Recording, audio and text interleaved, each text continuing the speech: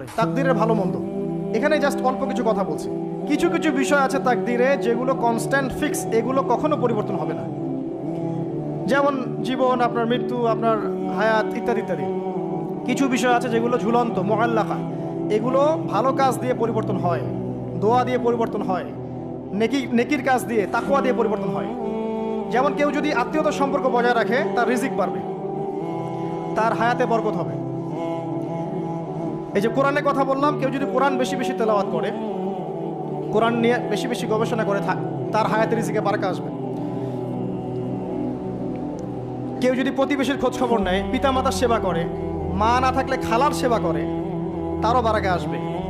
কেউ যদি বেশি বেশি দোয়া করতে থাকে, আল্লাহর কাছে প্রচুর দোয়া করে, খালি দোয়া আর দোয়ার উপর থাকে, দেখবেন ও বিপদ আপদে কম পড়বে। আর বিপদ আপদ আসলেও দেখবেন আল্লাহ পাক গায়েবী মাদাতে দেখবেন কোনো না কোনোভাবে তাকে সেভ করে ফেলছে। কারণ দোয়া দিয়ে তাকদীর পরিবর্তন হতে পারে। আর কিছু বিষয় কনস্ট্যান্ট, এগুলো পরিবর্তন হবে না। এখানে কিছু মানুষ বলেছে তাকদীর বলতে কিচ্ছু নাই, মানুষ যা করবে তাই পাবে। তাকদীর বলতে কিচ্ছু নাই, মানুষ যা কাজ করবে সেটাই মানুষ পাবে, মানে মানুষের কর্মের স্বাধীনতাই চূড়ান্ত। তাকদীর বলতে আসলে কিছু নাই। এদেরকে বলা হয় কাদারিয়া। কি বলা হয়? কাদারিয়া। নবীজি বলেছেন, এরা যদি মারা যায় জানা যায় যাবে না, এরা যদি অসুস্থ হয় দেখতেও যাবে না, এরা হচ্ছে এই উম্মতের মাজুস, অগ্নি পূজারী। এরকম মানুষ আছে তো আমাদের মধ্যে, তাকদীরে বিশ্বাস করে না, মানুষের কর্ম যা তাই হবে। এটা দলিলও আছে আবার কোরআনে, ওয়ালাইসা লিল ইনসানি ইল্লা মা সাআ, মানুষ তার চেষ্টার বাইরে কিছু পাবে না। এটা হচ্ছে গরুর লেজ ছাগলের পিছনে লাগানো, আর ছাগলের লেজ গরুর পিছনে লাগানো, বাতিল কিয়াস, ইবলিসের মতো।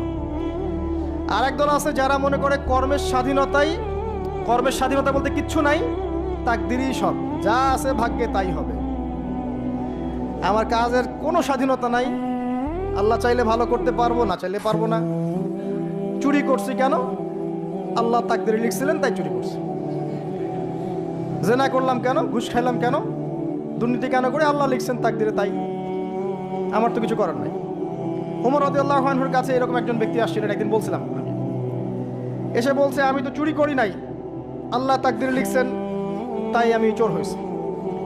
ইবনুল খাত্তাব তিনি বললেন যে ঠিক আছে, কোনো সমস্যা নাই, যে আল্লাহ তোমার তাকদীরে লিখেছেন তুমি চুরি করবা, সে আল্লাহ আমার তাকদীরে লিখেছেন আমি তোমার হাত কেটে ফেলবো। এই আর কি। এদেরকে বলা হয় আবার জাবারিয়া। এদের নাম কি? জাবারিয়া। এদেরও দলিল আছে, আম লিল ইনসানি মা তামান্না ফালিল্লাহিল আখিরাতু ওয়াল উলা, মানুষ যা চায় তাই কি সে পাবে?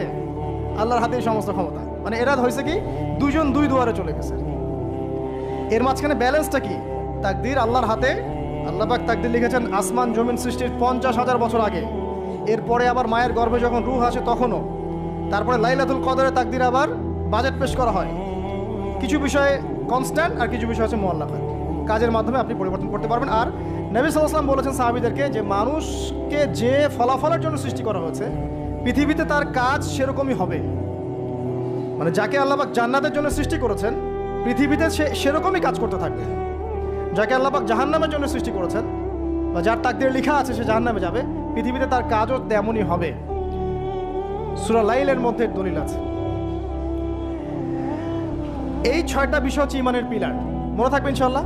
আল্লাহর প্রতি বিশ্বাস, মালায়েকা, কুতুবিহি ওয়া রুসুলিহি ওয়াল ইয়াউমিল আখির ওয়াল কদরি খায়রি ওয়া শাররি। এই 6টা পিলারকে মনে বিশ্বাস করা, মুখে স্বীকার করা, আর কাজে বাস্তবায়ন করার নাম হচ্ছে ঈমান। মনে থাকবে ইনশাআল্লাহ। মনে বিশ্বাস, মুখে স্বীকার, আর কাজে বাস্তবায়নের নাম কি? ঈমান। শুধু মনে বিশ্বাস করি, কাজ নাই, ঈমান আছে? ঈমান আছে, নামাজ পড়ি না, চলবে? চলবে না। এখানে দুইটা দল আছে, ভালো করে বোঝেন এই জায়গাটা। এক দল হচ্ছে মনে করে জাস্ট মুখে লা ইলাহা ইল্লাল্লাহ একবার বললেই জান্নাত। কথা বুঝতে পারছেন? এদেরকে বলা হয় মুরজিয়া। কি বলা হয়? মুরজিয়া, মানে শৈথিল্যবাদী। আরেক দল আছে যারা মনে করে মানুষ কবিরা গুনাহ করলেই কাফের হয়ে যায়, এদেরকে বলা হয় খারেজি। কি বলা হয়? খারেজি। পৃথিবীতে যত দেশে দেশে এই যে জঙ্গিবাদ ছড়িয়ে পড়েছে, এর মূল আকীদা হচ্ছে এই যে খারেজি আকীদা। যারা মনে করে যে কেউ যদি কবিরা গুনাহ করে কাফের হয়ে যাবে, অতএব তাকে মারা জায়েজ আছে, এই জন্য তাকে মারা, তার রক্তকে হালাল মনে করা, তার সম্পদ লুটে নেওয়া, এগুলো ওরা জায়েজ মনে করে, নেকির কাজ মনে করে। এটা খারেজি আকীদা। আর মাঝখানের আকীদা হচ্ছে আহলে সুন্নাহ ওয়াল জামায়াতের আকীদা। সেটা হচ্ছে মনে বিশ্বাস, মুখে স্বীকৃতি, ঠিক আছে, এটা বেস। আর কাজ হচ্ছে ফুরু বা শাখা। কাজ করতে গিয়ে কারো ভুল ত্রুটি ভালো মন্দ হতে পারে, যদি কেউ কবিরা গুনাহ করে ফেলে তার জন্য তওবার দরজা খোলা আছে, সে কাফের হয়ে যাবে না, হায়েস্ট সে বরং ফাসেক বা জালেম হতে পারে। এই অবস্থায় মারা গেলে আল্লাহ তার বিচার করবে। এই হচ্ছে আহলুস সুন্নাহ ওয়াল জামায়াতের আকীদা। এরপরে ওই ব্যক্তি বলেন আপনি সত্য বলেছেন। আবার প্রশ্ন করলেন আখবিরনি আনিল ইহসান, ইহসান কাকে বলে? নবীজি উত্তর দিলেন আল ইহসান আন তা'বুদাল্লাহা কাআন্নাকা তারাহ।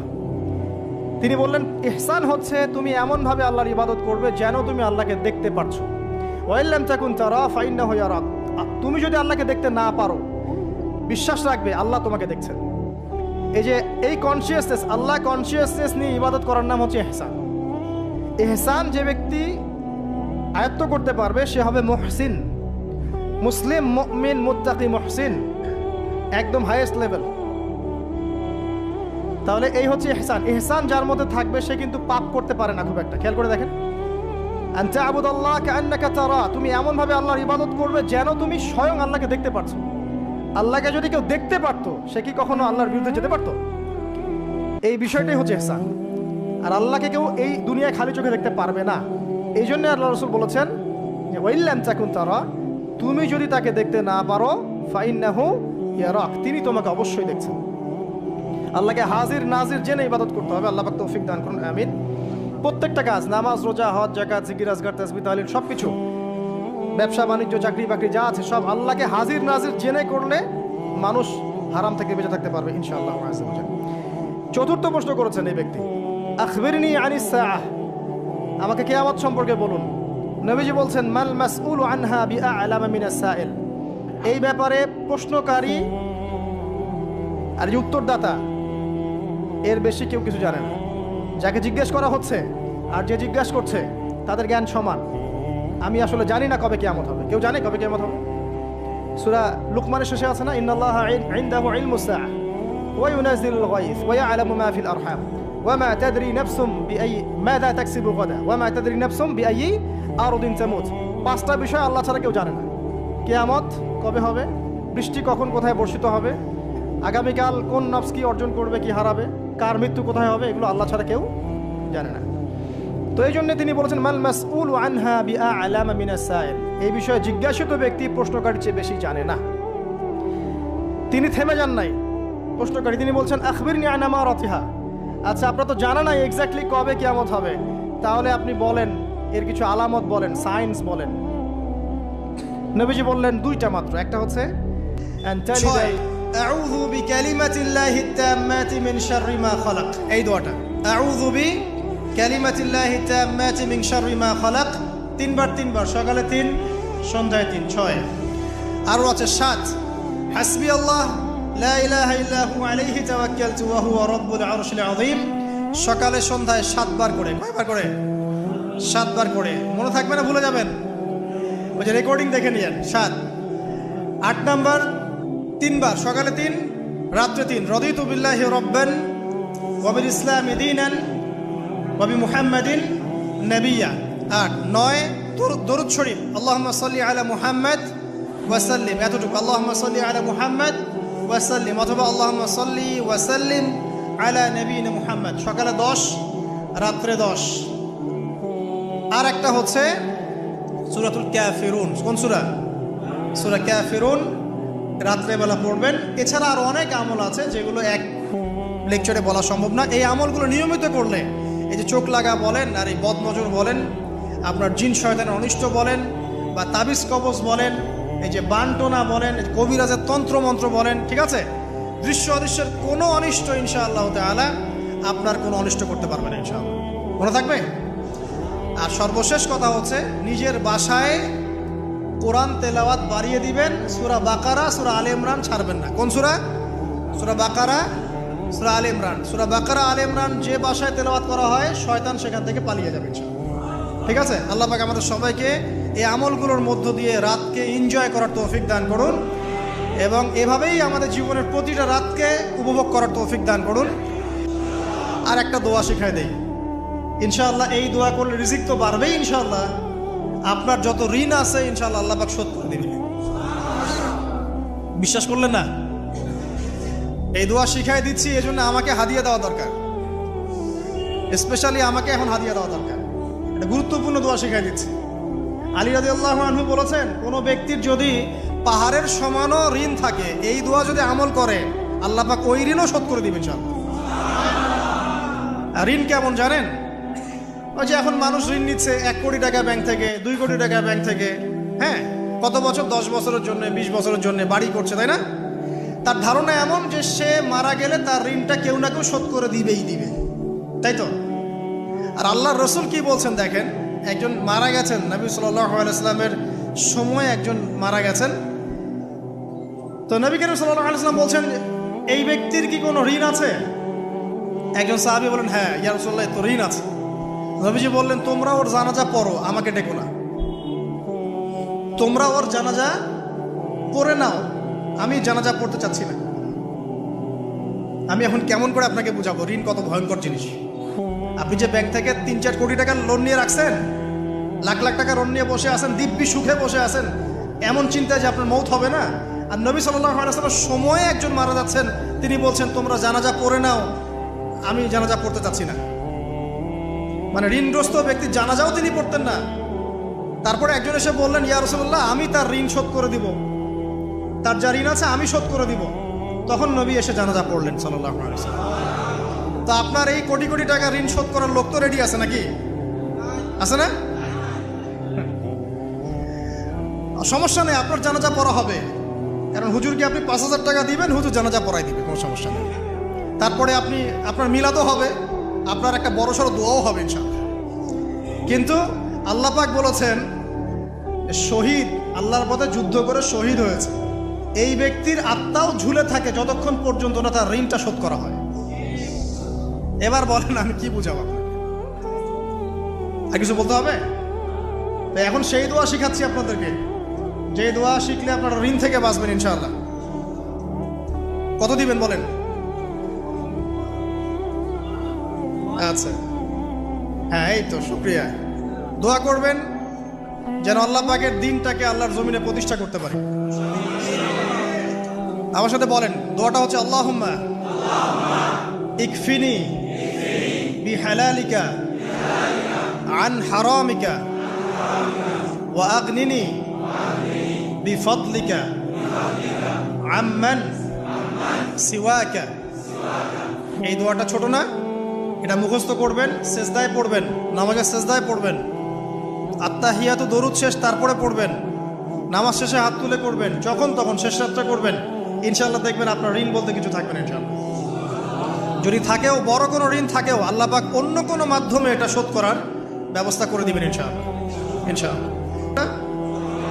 এটা কোন সূরা? ইযা ওয়াকাআতিল ওয়াকিয়া, এই সূরাটা যে ব্যক্তি রাতের বেলা পড়বে, একটা বর্ণনা এসেছে যে দারিদ্রতা আপনাকে স্পর্শ করবে না ইনশাআল্লাহ। এই যে সুদ খাচ্ছে কি জন্য? টাকার জন্য তো নাকি? টাকা পয়সা ধন দৌলত করবেন, এই তো আপনার উদ্দেশ্য নাকি? এই জন্যই তো মায়ের সাথে জানা করছেন, তাই তো? আল্লাহ বলছেন সূরা ওয়াকিয়া পড়েন, আপনার দারিদ্রতা দূর হয়ে যাবে ইনশাআল্লাহ। বিশ্বাস হচ্ছে না? রিজিক কার হাতে?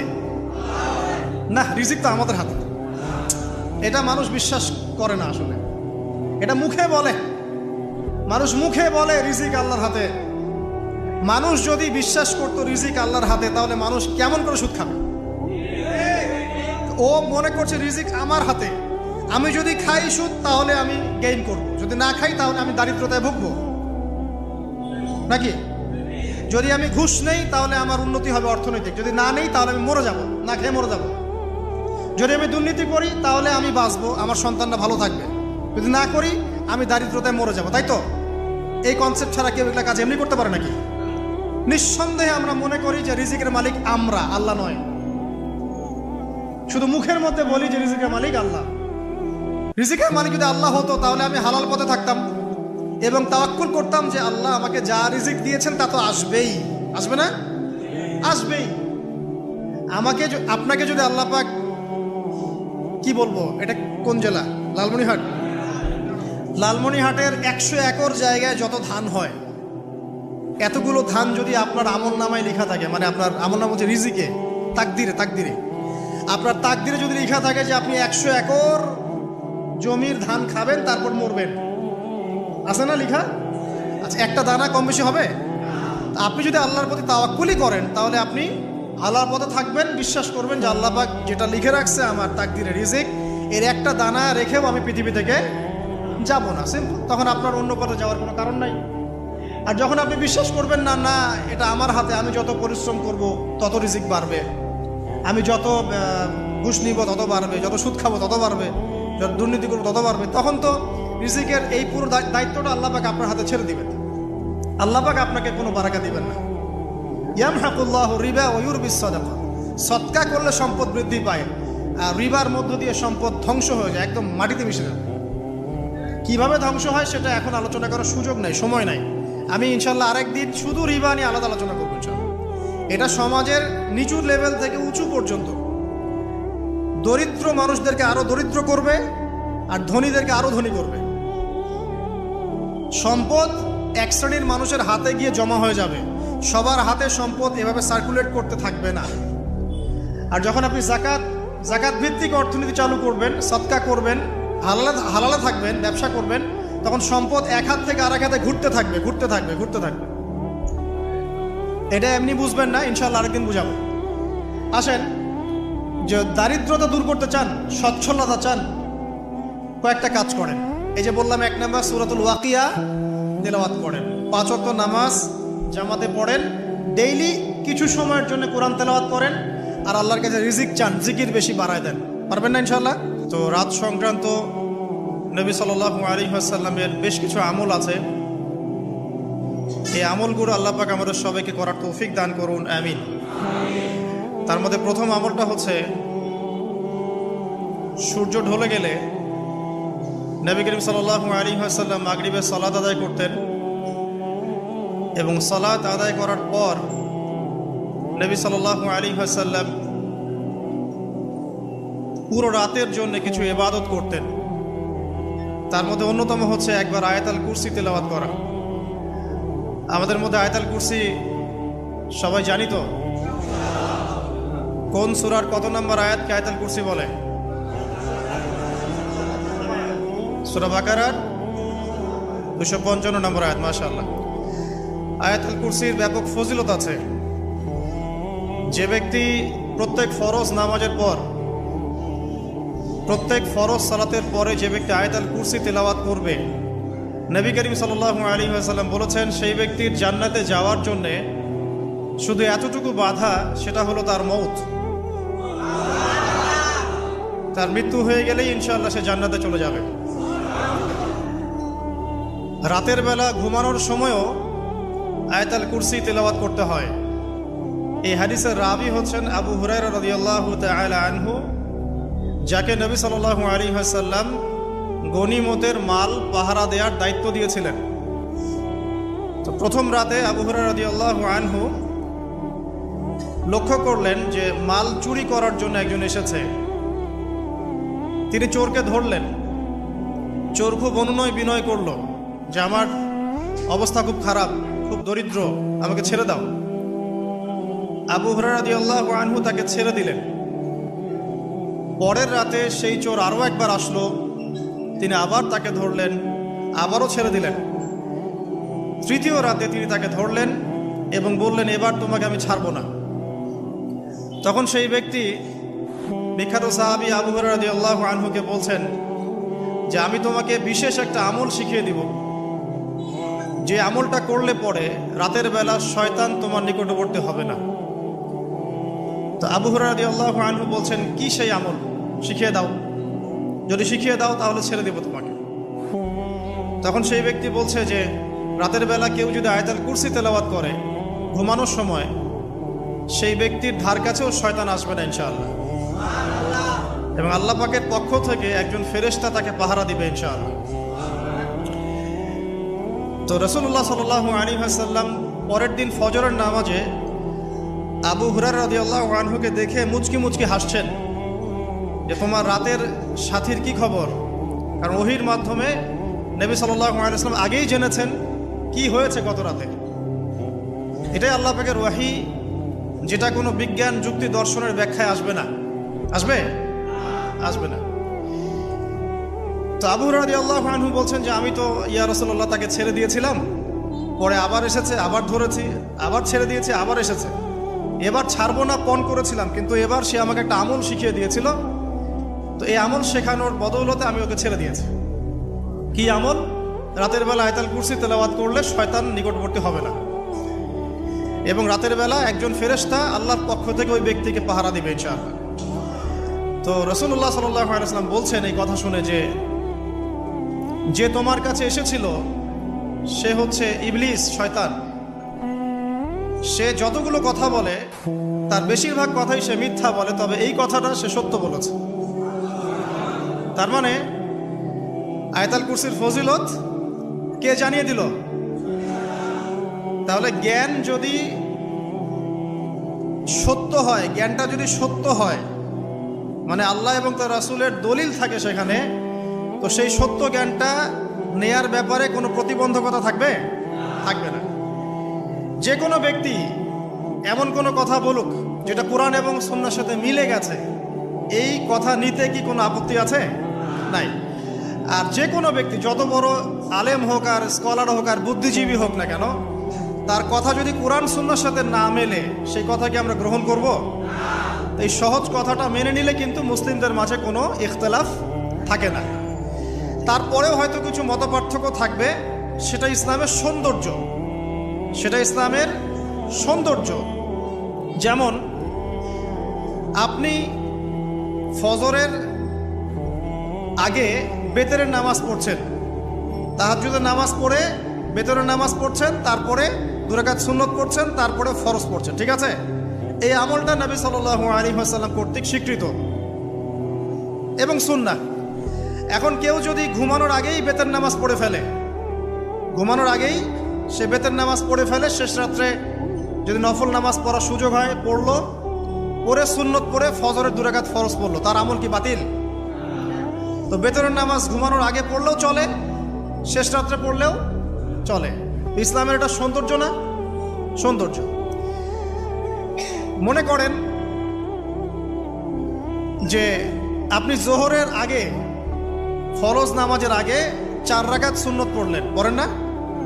আচ্ছা, এটা হাদিস থেকে প্রমাণিত তো? আচ্ছা, কেউ যদি 2 রাকাত সুন্নত পড়ে হবে না? হবে না? এটার হাদিস নাই? আচ্ছা, তাহলে এটা সৌন্দর্য না? এটা সৌন্দর্য। কখন এটা আমল করলেন, কখন ওইটা আমল করলেন।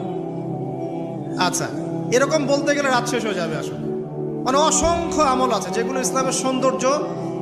রাসূলুল্লাহ সাল্লাল্লাহু আলাইহি ওয়াসাল্লাম সাহাবায়ে কেরামের যুগে এভাবেই সাহাবীরা আমল করেছে। আর এখন কি হয়েছে, আমরা যে হাতির 7 কানার হাতি দেখার গল্প আছে না?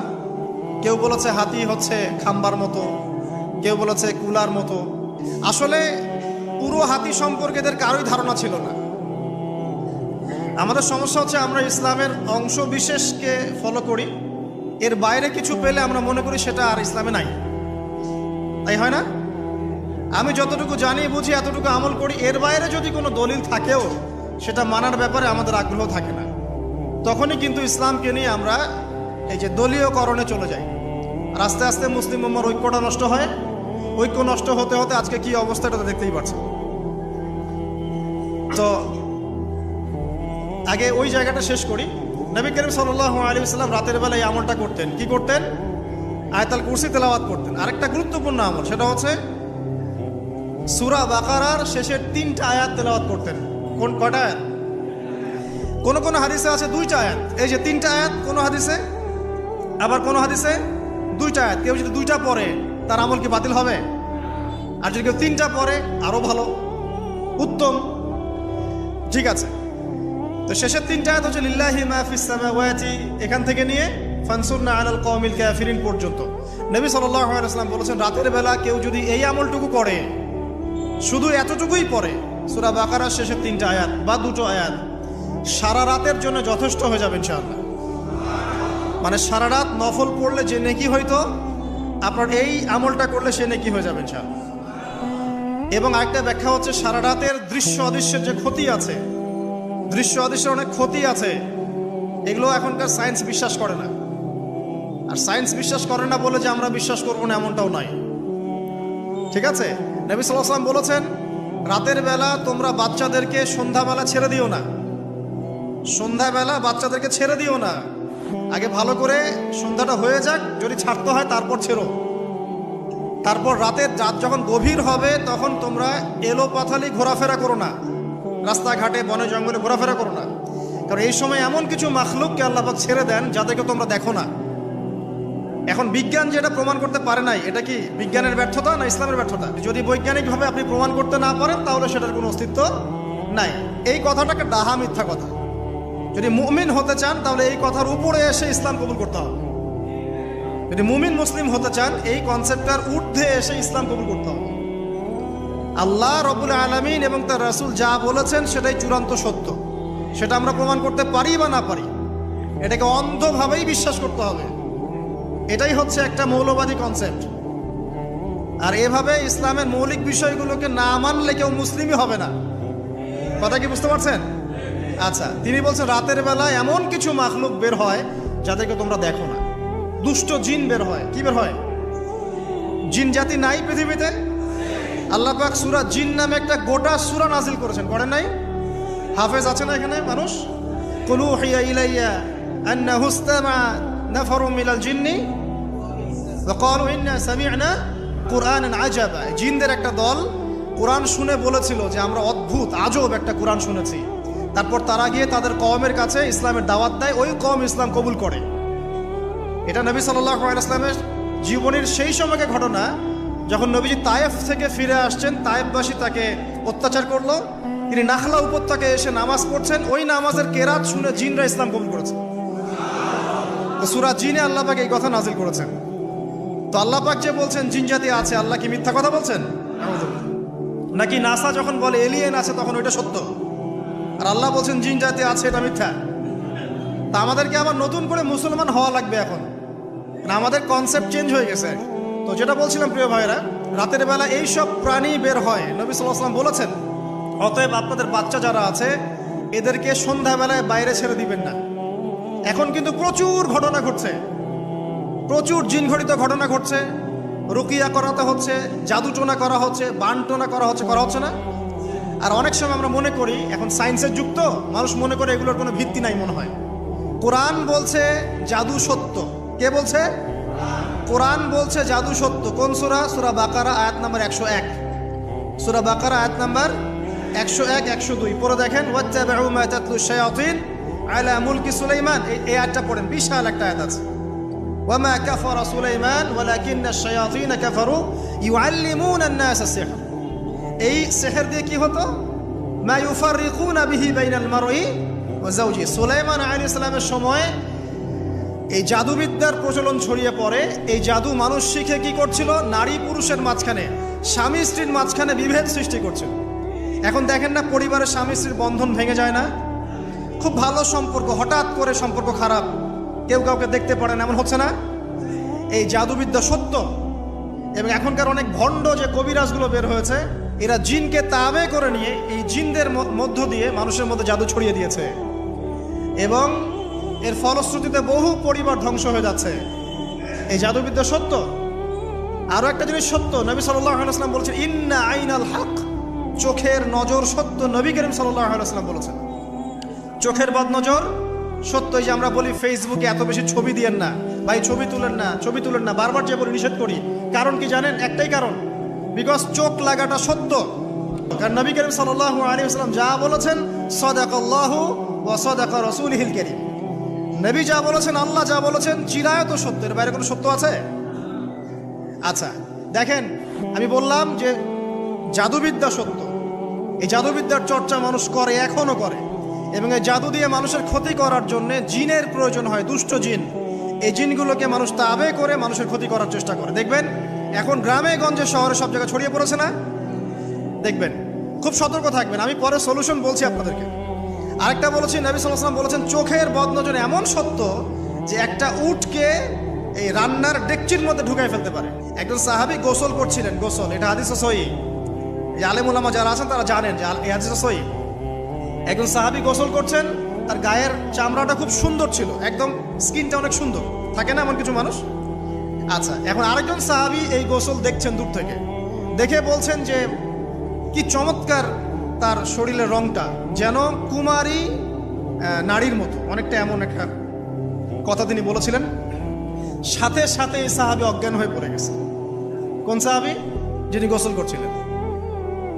এটার আপনি কোনো ব্যাখ্যা দিতে পারবেন না। তো এখানে কোনো সায়েন্স দিয়ে বা মেডিকেল সায়েন্স দিয়ে আপনি কোনো ব্যাখ্যা করতে পারবেন না। একটা ব্যাখ্যা দিতে পারেন, কিন্তু কেন সেটা হলো সেটা আপনি অ্যান্সার খুঁজে পাবেন না। তো নবী সাল্লাল্লাহু আলাইহি ওয়াসাল্লামের কাছে নিয়ে যাওয়া হলো তাকে। তিনি বললেন যে এই ব্যক্তির ব্যাপারে কি কেউ ভালো মন্দ কিছু বলেছিল? তখন একজন সাহাবী বলেন, হ্যাঁ, অমুকে বলেছে এর স্কিনটা অনেক সুন্দর, ওকে ডেকে নিয়ে আসুন। ওকে ডেকে আনা হলো। ডেকে আনার পর নবীজি তাকে অনেক শাসালেন, তোমরা তোমাদের ভাইদেরকে কি মেরে ফেলতে চাও? তখন এই সাহাবী তো অবাক, আমি আবার কখন মারতে চাইলাম ইয়া রাসূলুল্লাহ? আমি তো মারতে চাই নাই, আমি তো খালি বলেছি যে তার গায়ের রংটা অনেক সুন্দর। তখন তিনি বললেন, কেন তুমি সুবহানাল্লাহ বললে না? কেন তুমি মাশাআল্লাহ বললে না? যখন মাশাআল্লাহ বলবেন, সুবহানাল্লাহ বলবেন, নজরটা লাগবে না। আর যখন আপনি মাশাআল্লাহ বলবেন না, সুবহানাল্লাহ বলবেন না, দেখবেন নজর লেগে গেছে।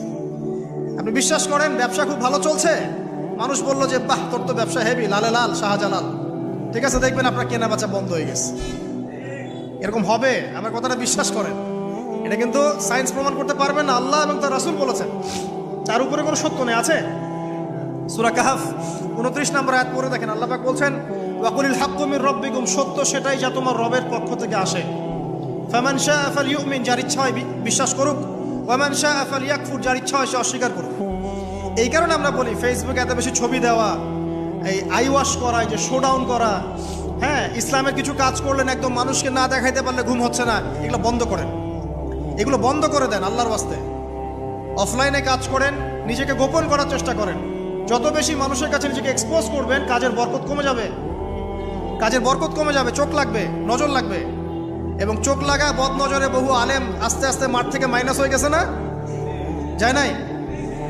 এখন কি আলেমদের সংখ্যা বেশি না কম? যত দিন যাবে আলেমের সংখ্যা আরো কমে যাবে। নবীজি বলেছেন আলেমদের সংখ্যা কমতে থাকবে, মানুষ জাহেলদেরকে আলেম বানিয়ে নেবে। তো প্রিয় ভাইরা, জাদুবিদ্যা সত্য, চোখের বদনজর সত্য, রাতের এই অনিষ্টগুলো সত্য, রাতের বেলা অনেক ক্ষতি আছে। এই জন্য নবীজি বলছেন বাচ্চাদেরকে বাইরে বের করো না, এবং তোমরাও রাত যখন গভীর হবে তখন এদিক ওদিক ঘোরাফেরা করো না। দেখবেন রাত যত গভীর হয় আমাদের শহরগুলো তত জীবিত হয়, তাই না? তাই না? রাত যত গভীর হচ্ছে শহর তত জীবিত হয়। চায়ের দোকানে আড্ডা বেশি, ওই সিনেমা দেখছে, টিভি দেখছে, ক্যারাম খেলছে, লুডো খেলছে। ঘুম নাই। ঘুম কখন? ফজরের আগে আগে। ফজরের নামাজ কিন্তু নাই, ফজরের ঠিক আগে আগে, আবার ওই যে জোহরের নামাজের সময় উঠতেছে। এখন আমাকে বলেন, এরকম জেনারেশনকে দিয়ে কি আসলে ইসলামের কোনো খেদমত হবে? আচ্ছা, নবীজি রাতের বেলা আর্লি ঘুমাতেন। আল্লাহ পাক আমাদের সবাইকে তাড়াতাড়ি ঘুমানোর তৌফিক দান করুন। হ্যাঁ, আপনি ইলম চর্চা করলে রাত জেগে থাকতে পারেন। আপনি যদি জ্ঞান চর্চা করেন রাত জাগতে পারেন।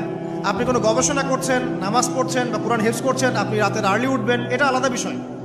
কমনভাবে আমাদের এই যে ফেসবুক, ইউটিউবিং ইত্যাদিতে আমরা লিপ্ত থাকি, সারা রাতটা কাটাই আড্ডাবাজি করে, এগুলো বন্ধ করতে হবে। এগুলো বন্ধ না করলে ফিজিক্যালি আমরা মানে সুস্বাস্থ্যের অধিকারী হতে পারবো না। সারা দিনটা আমাদের একটা কি বলবো অলসতার ভাবে যাবে, এবং দিনের বেলা কাজগুলো ব্যাহত হবে। এতে করে আমাদের উম্মার এই পুরো বড় যে তরুণ প্রজন্ম আছে, এদেরকে আপনি সম্পদে পরিণত করতে পারবেন না। তাই এই সিস্টেমটা চেঞ্জ করা দরকার। নবীজি রাতের বেলা এই সূরা বাকারার শেষ 3টা আয়াত তেলাওয়াত করতেন। আমরা করবো ইনশাআল্লাহ। ইনশাআল্লাহ। আরেকটা আমল বলে দিই, নবী করিম সাল্লাল্লাহু আলাইহি ওয়াসাল্লাম রাতের বেলা সূরা মুলক তেলাওয়াত করতেন। কোন সূরা? এটা কোন সূরা? তাবারাকাল্লাযী বিয়াদিহিল মুলক। কয়টা আয়াত আছে? 30টা আয়াত আছে। নবীজি বলেছেন সাল্লাল্লাহু আলাইহি ওয়াসাল্লাম, এই সূরা আপনাকে কবরের আযাব থেকে বাঁচাবে ইনশাআল্লাহ। কবরের আযাব থেকে তো ভাই বাঁচা খুব সহজ নাকি?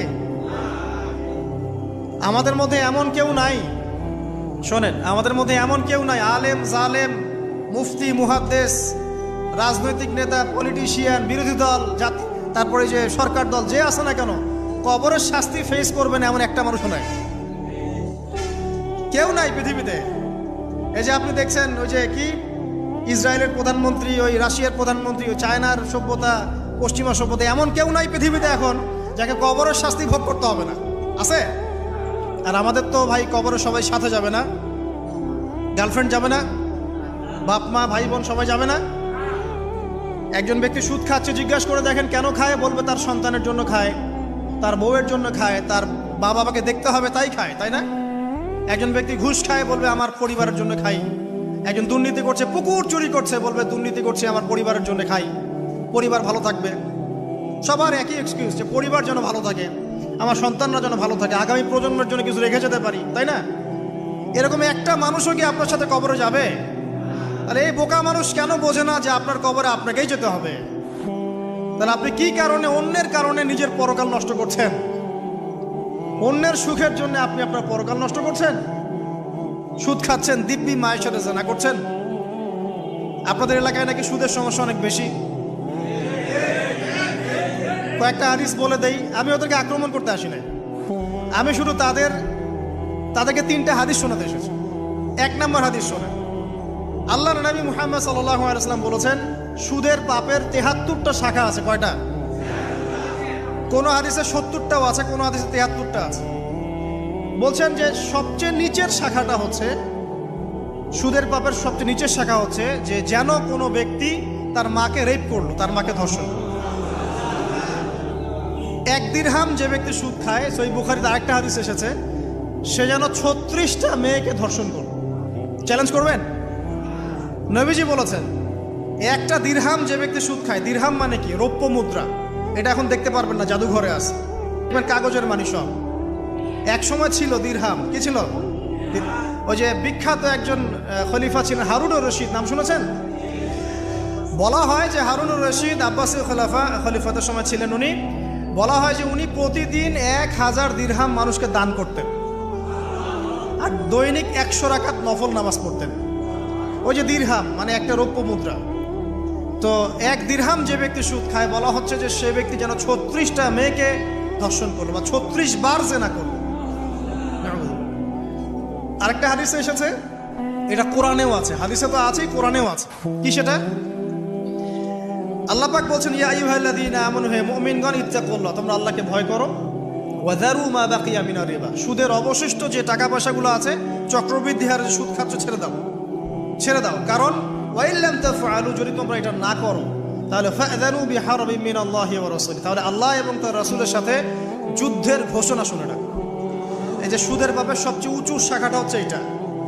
সবচেয়ে উঁচু শাখা হচ্ছে যে ব্যক্তি সুদ খাচ্ছে, যে দিচ্ছে, যে লিখে রাখছে এবং যে সাক্ষী থাকছে, 4 জনকে নবীজি বলেছেন সমান পাপী, এবং প্রতি দিরহামে এরা 36 বার করে ধর্ষণের পাপ লেখা হচ্ছে।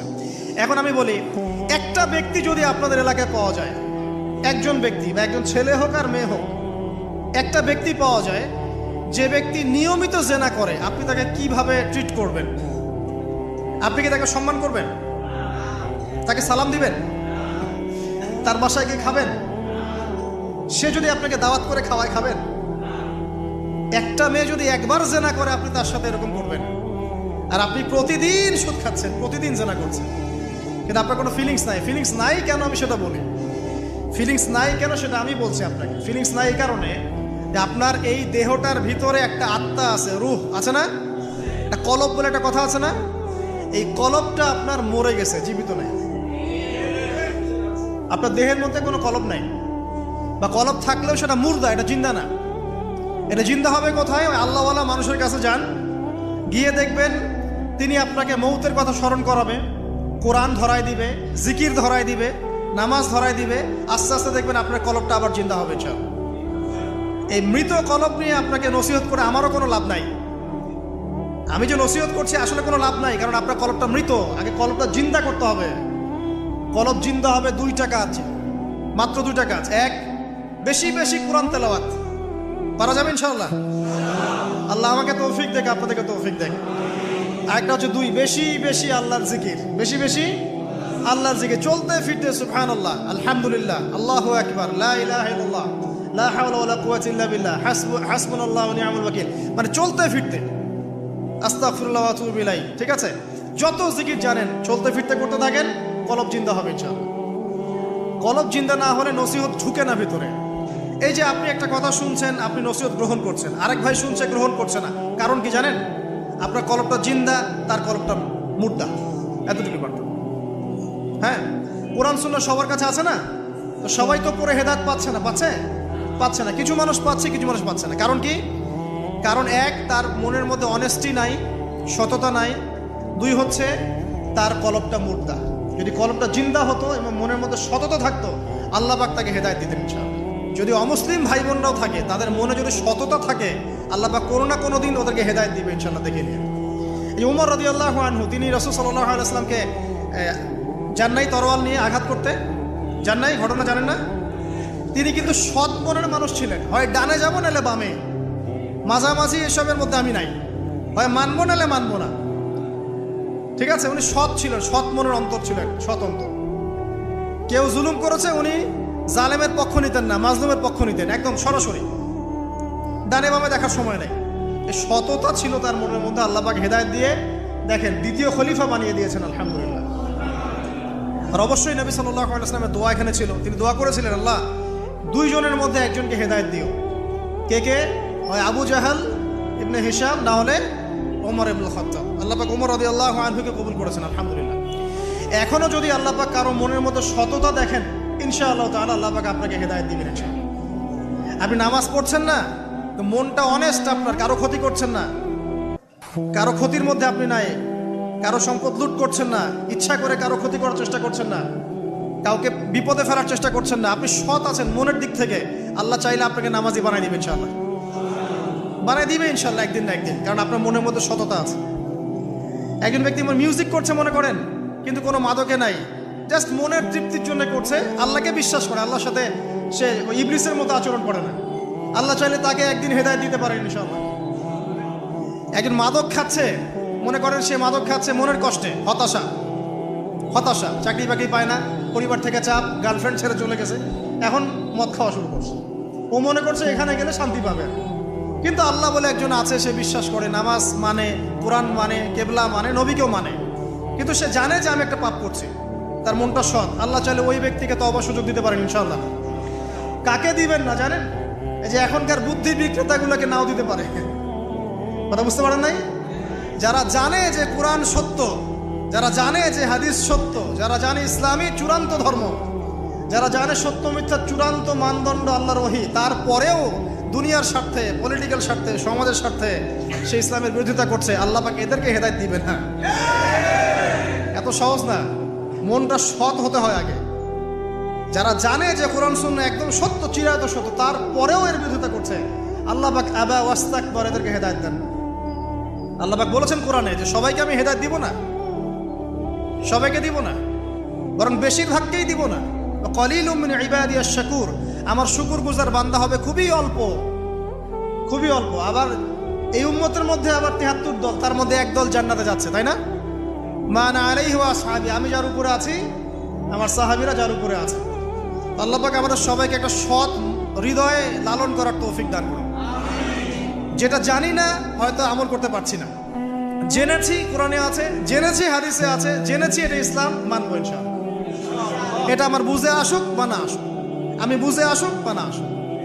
আর জানছি এটা অন্যায়, এটা অশ্লীলতা, এটা পাপাচার, এটা নাজায়েজ, কোরআন সুন্নাহর মানদণ্ডে এটা চলে না, বাস চলে না, কোরআন সুন্নাহ চলে না, আমিও মানবো না, সিম্পল। আর কোরআন সুন্নাহ চলে না, কেউ যদি জোর করে মানায়, তখন কি করব? তখন হাতটা তুলবেন শেষ রাত্রে হাতটা তুলে বলবেন, আল্লাহুম্মা ইন্না নাজআলুকা ফি নুহুরিহিম ওয়া নাউযু বিকা মিন শুরুরিহিম। আল্লাহ, আমি তোমাকে এই শত্রুদের সামনে দাঁড় করায় দিলাম, তুমি এখন বুঝো। কথা বুঝতে পারেন নাই? আপনি আল্লাহকে বলবেন, আল্লাহ আমরা তোমাকে ইসলামের বিরোধী শক্তি আর মুসলিমদের মাঝখানে দাঁড় করায় দিলাম, তুমি এদের সাথে বোঝাপড়া করো। আল্লাহ, আমার ক্ষমতা নাই। আল্লাহ পাক পারবেন না? আল্লাহ দুর্বল নাকি? অথবা বলবেন, আল্লাহুম্মা কফিনিহিম বিমা শি'তা, আল্লাহ যেভাবে ইচ্ছা তুমি এদের বিরুদ্ধে আমার জন্য যথেষ্ট হয়ে যাও। এই দোয়াটা কে করছিল? কে বলতে পারবেন? সূরা বুরুজ পড়েছেন? সূরা বুরুজ একটা বালকের কথা আছে না? ওই বালককে যে তীর মারা হলো, ওই বালককে মারা হয়, বালক মরে না, পাহাড় থেকে ফেলে দেয়, মরে না, সমুদ্রে ফেলে দেয়, মরে না। পরে বালক বলল যে একটা কাজ করেন, রাজাকে বলছে একটা কাজ করেন, সব জনগণকে মাঠে জড়ো করেন, তারপরে একটা তীর নেন, নিয়ে বলেন যে বিসমিল্লাহি রব্বি হাযাল গোলাম, এই বালকের রবের নামে আমি তীর ছুড়লাম, এটা বলেন, আমি মারা যাব। এই বালক নিজের জীবনটা উৎসর্গ করলো এভাবে। তখন ওই স্বৈরাচারী শাসক সে কি করলো? ওই তীরটা বের করে বলছে বিসমিল্লাহি রব্বি হাযাল গোলাম, বলে তীর ছুড়লো, বালকটা মারা গেল, বালকটা শহীদ হয়ে গেল। এবং এই দৃশ্য দেখে সমস্ত এলাকার মানুষ বুঝলো যে আসলে এই রাজা আল্লাহ নয়, এর উপরে একজন আল্লাহ আছে, যার নামে তীর ছুড়লে সে মরছে। তখন এই সবগুলো লোক মুসলিম হয়ে যায়। তারপর ওই রাজা কি করেছে? এই সবাইকে আগুনে ফেলে দিয়েছিল। পড়ে দেখেন তাফসীর ইবনে কাসির পড়েন, জালালাইল পড়েন, এই যে মারিফুল কোরআন পড়েন। মারিফুল কোরআন নাই বাসায়? মারিফুল কোরআন পড়েন। ওখানে দেখেন সবাইকে আগুনে ফেলে দিয়েছে, শেষমেশ একজন মা আর তার কোলে একটা বাচ্চা। তো মা এখন লাফ দিতে ভয় পাচ্ছে, বাচ্চা আছে কোলে। ঠিক সেই মুহূর্তে ওই বাচ্চা কথা বলে উঠেছে। সে বাচ্চা বলেছে, হে আম্মা, তুমি লাফ দাও, ভয় পেও না, যে আগুন তুমি দেখছো এর নিচে জান্নাত আছে।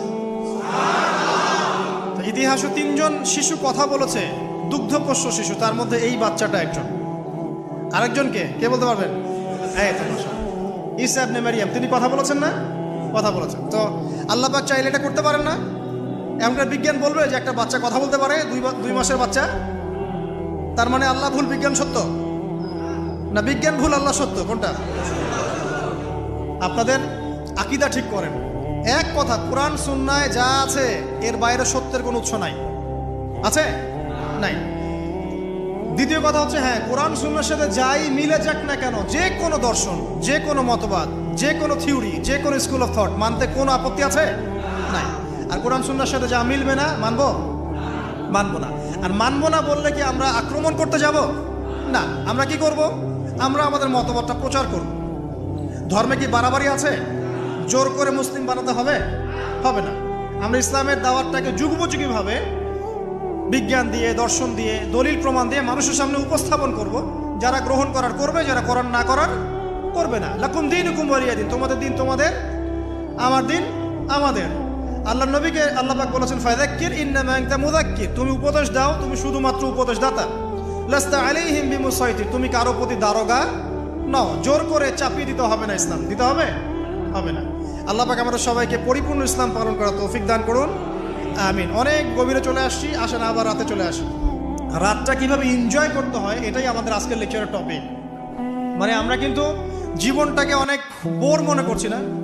এই যে ব্যবসা বাণিজ্য, চাকরি বাকরি, বিবি বাচ্চা, পরিবার, অনেক অনেক যন্ত্রণা নাকি, অনেক সমস্যাই না? কিন্তু আল্লাহ পাক ইসলাম দিয়েছেন কিন্তু জীবনটা উপভোগ করার জন্য। কি জন্যে? উপভোগ করার জন্যে। আমরা আগে ভাবতাম আল্লাহ পাক ইসলাম আসলে কি জন্য দিলেন মানব জাতির? উত্তর হচ্ছে 3টা। 1, ইহকালীন সাফল্য, 1। 2, পরকালের মুক্তি। আর 3 হচ্ছে আপনার জীবনটাকে উপভোগ করার জন্য। আপনি জীবনটাকে ইসলাম দিয়ে যেভাবে উপভোগ করতে পারবেন, অন্য কোনো বিষয় দিয়ে পারবেন না। পারবেন? পারবেন না। আসেন দেখেন কিভাবে। রাতটা নিয়েই কথা বলি। এই যে রাত হয়ে গেল, আমরা আয়াতুল কুরসি পড়ব, আমরা সূরা বাকারার শেষ 3 আয়াত পড়ব, সূরা মুলক পড়ব। ওয়া মান ইয়াত্তাকিল্লাহ ইয়াজআল লাহু মাখরাজা, আল্লাহ পাককে যে ভয় করবে আল্লাহ পাক তার জন্য রাস্তা খুলে দিবেন ইনশাআল্লাহ। ওয়া ইয়ারযুকুহু মিন হাইথু লা ইয়াহতাসিব, এবং এমন উৎস থেকে আল্লাহ পাক রিজিক দিবেন যেটা সে কল্পনাও করতে পারে না। এটা আল্লাহ পাক তাওয়াক্কুল রাখেন। জাস্ট ওই ইসমাঈল আলাইহিস সালামের মায়ের মতো হাজরা আলাইহিস সালাম ইব্রাহিম আলাইহিস সালামকে বলছেন, আপনি আমাকে এখানে ছেড়ে যাচ্ছেন কি জন্য? ইব্রাহিম বলছেন, আল্লাহর আদেশে। তখন তিনি বলছেন, তাহলে আল্লাহ আমাকে ফেলে দিবেন ইনশাআল্লাহ। সেই মায়ের গর্ভ থেকে ইসমাইলের মতো সন্তানের জন্ম হলো, যেই সন্তানকে বাবা বলছে যে আমি তোমাকে জবাই করছি, স্বপ্নে দেখেছি, ফানজুর মাযা তারা, তোমার রায় কি? সে বলছে, ইয়া আবাতি ফাআল মা তুমার, আপনাকে যে আদেশ করা হয়েছে আপনি সেটাই করেন। সাতাজিদুনি ইনশাআল্লাহু মিনাস সাবিরিন, ইনশাআল্লাহ আপনি আমাকে ধৈর্যশীল পাবেন। দেখেন কোন মায়ের গর্ভ থেকে কোন সন্তান। তাকে কি বাবা মানুষ করেছিলেন? না, তাকে তার মা মানুষ করেছেন। তো ওই রকম তাওয়াক্কুলকারিনী হাজরা আলাইহিস সালামের মতো মা যদি ঘরে ঘরে থাকে, বোন আর স্ত্রী ঘরে ঘরে থাকে, তখন ইসমাইলি প্রজন্ম আসবে ইনশাআল্লাহ। আর আমাদের মতো এই যে এখন দেখছেন না কি হচ্ছে, মারামারি, কাপড় খোলা, কাপড় ছোট, ব্লাউজ সারাসারি, কি চলছে মাশাআল্লাহ। মানে কি যে চলছে ভাই জগতে এখন, বলতেও গা গিনগিন করে, ভাবতেও গা গিনগিন করে। কিছু মানে কিছু নসিহত করব, এটাতেও মন থেকে একটা বাধা চলে আসে, আসলে কি করব, কি বলবো। মানে একটা বিষয় থাকে না যে পরিস্থিতি এমন খারাপ যে কথা বলার ভাষ্য থাকে না এমন একটা, যে আপনি হতবাক হয়ে গেছেন, বাকরুদ্ধ, আর কি বলবেন। এখন এই বাকরুদ্ধ হওয়ার সময় চলতেছে, বাকরুদ্ধ হওয়ার সময়। মানে বলার আর কি নাই, কিছু নাই, কি বলবেন। আস্তে আস্তে কাপড় খুলতে খুলতে খুলতে খুলতে খুলতে খুলতে এখন বিকিনি পরে ঘুরতে চায়। ওটা কি লজ্জাশীলতার পরিচয় হলো? ওইটুকুই বা পড়ার কি দরকার? আশ্চর্য একটা বিষয়। মানুষকে দেখেন, মেয়েরা কলেজে পড়তে গিয়ে মেয়েরা কি করতেছে এখন দেখেন। কলেজে পড়তে গিয়ে মেয়েরা কি করতেছে দেখেন, আর আপনি আপনার মেয়েকে কলেজে ওখানে পড়তে পাঠাচ্ছেন, ওখানে হোস্টেলে রাখছেন, যেখানে একটা মেয়েকে নবী সাল্লাল্লাহু আলাইহি ওয়াসাল্লাম মাহরাম ছাড়া সফর করতে নিষেধ করছেন, সেখানে আপনি আপনার মেয়েকে কোন শিক্ষায় শিক্ষিত করার জন্য রাতের পর রাত সেখানে কাটাচ্ছেন? তারা নিজেরাই বলছে যে মেয়েদেরকে ফোর্সফুলি যৌন কাজে বাধ্য করা হচ্ছে। মানে ইজ্জত চলে যায়, যাক ভাই আমার সার্টিফিকেট চাই, বিষয়টার নাকি ইজ্জত যাক, কতজন আমার সাথে কি করে করুক, বাট আমার একটা সার্টিফিকেট চাই, একটা অনার্সের একটা মাস্টার্সের সার্টিফিকেট চাই। এটা দিয়ে আমি বিসিএস ক্যাডার হব, এটা দিয়ে আমি প্রাইমারি স্কুলের টিচার হব, এটা দিয়ে আমি জাতি গঠন করবো নাকি? পরে এরাই তো আপনার ঘরে বউ হিসেবে আসবে। মানে আপনার কি অবস্থা?